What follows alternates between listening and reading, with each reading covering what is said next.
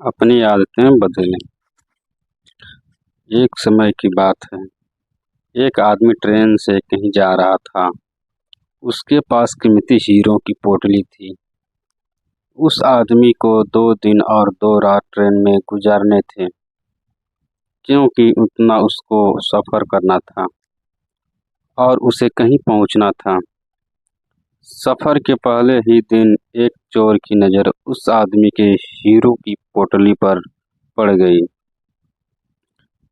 अब चोर ने दिमाग लगाया और एक बड़ा सा बैग लेकर उसे आदमी के पास जाकर बैठ गया और उस आदमी से मीठी मीठी बातें करने लगा। चोर ने सोचा कि रात में जब सब सो जाएंगे तो मैं चुपके से उठकर उन हीरे को चुरा लूँगा। यह सोचकर चोर बड़ा ही खुश होने लगा। जब शाम का वक्त हुआ, 7 या 8 बज रहे थे, तब चोर सो गया, क्योंकि उसे रात में जागना था और हीरे चुराने थे। इसलिए वो जल्दी से सो गया। जब उस आदमी की सोने का वक्त आया, उस आदमी ने चुपके से अपने हीरों की पोटली अपने बैग से निकालकर उसके पास जो आदमी सोया था उसके बैग में डाल दी। और उस आदमी के पास कौन सोया हुआ था? वह चोर ही सोया हुआ था। यह सब करने के बाद वह आदमी आराम से सो गया। रात के जब 2-3 बज रहे थे, तब चोर उठा और उसने देखा सब सो गए हैं। फिर उसने उस आदमी के बैग को अपनी तरफ खींचा और उस बैग को पूरा चेक कर लिया। उस बैग में कुछ नहीं मिला। वह परेशान हो गया। सारी रात उसे आदमी के बैग को चेक करने के बाद जब उसे कुछ नहीं मिला, तब उसने देखा कि सुबह के 4 बजे थे। तब वह सो गया। उसने सोने के बाद वह आदमी उठा।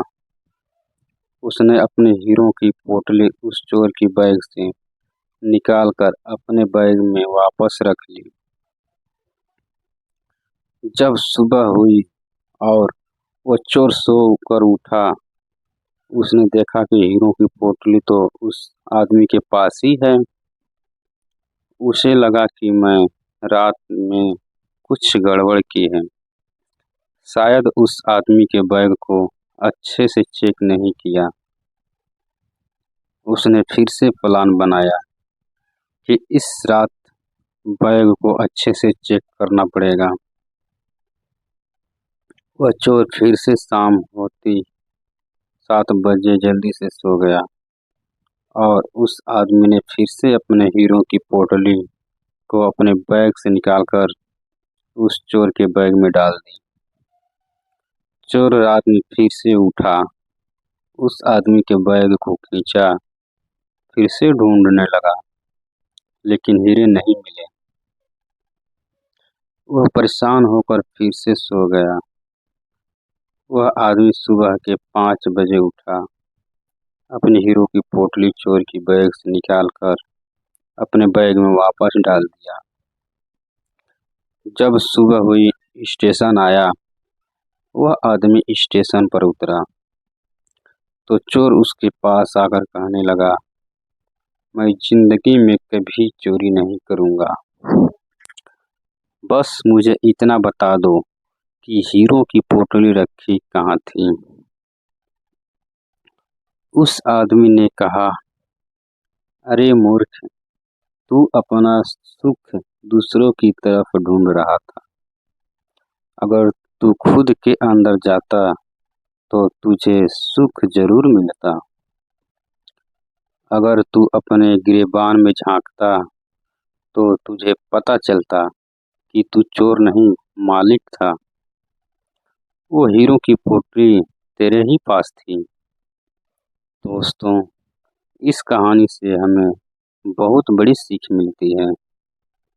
हमेशा अपना सुख दूसरों की तरफ ढूंढते रहते हैं। और बहुत से लोग हमारी ज़िंदगी में आते जाते रहते हैं। कोई हमें सुख देता है तो कोई हमें दुःख देता है। बहुत से लोग ऐसे होते हैं जो अपनी खुशी दूसरों पर निर्भर कर देते हैं।